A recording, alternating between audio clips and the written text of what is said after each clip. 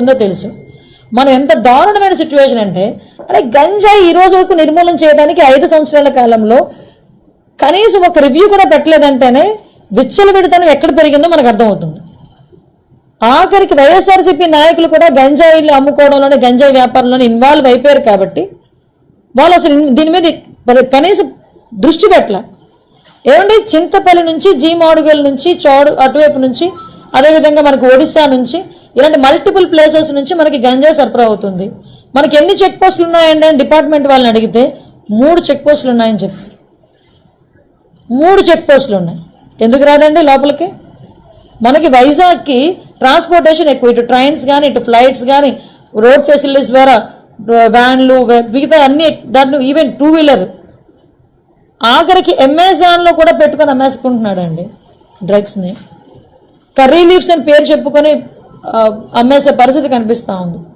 నిజంగా ఇది మనం చాలా సీరియస్గా తీసుకోవాల్సిన ఇష్యూ.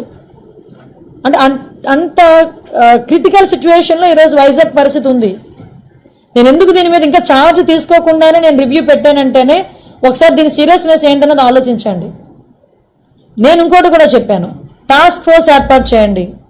ఈ రోజు నుంచే టుడే ఆన్వర్డ్స్ ఆఫ్టర్ 8:39 గుంపులుగా పిల్లలు ఎవరైనా ఉన్నా, గంజాయిలు తీసుకుంటున్నట్టుగా రోడ్డు పక్కన ఉన్నా, చీకట్లో ఉన్నా, మీకు నచ్చిన పని చేయండి అని పోలీసుల వాళ్ళకి నేను క్లియర్ ఇన్స్ట్రక్షన్ ఇచ్చాను. అట్ ద సేమ్ టైం ఈరోజు కొంచెం మరీ ఇంకోటి విషయం ఏంటంటే, స్మెల్ డిటెక్ట్ చేయాలి. వీళ్ళు డిటెక్ట్ చేయాలి ఈ గంజా ఎక్కడ ఉంది ట్రాన్స్పోర్టేషన్ టైంలో. స్మెల్ డిటెక్ట్ చేయడానికి రెండు ఉన్నాయి డాగ్ స్క్వాడ్. 2 అసలు నిజంగా ఈ రాష్ట్రాన్ని ఏమి చేసేద్దాం అనుకున్నారు ఈ 5 సంవత్సరాలు? నాకు అర్థం కాల. 2 డాగ్సా?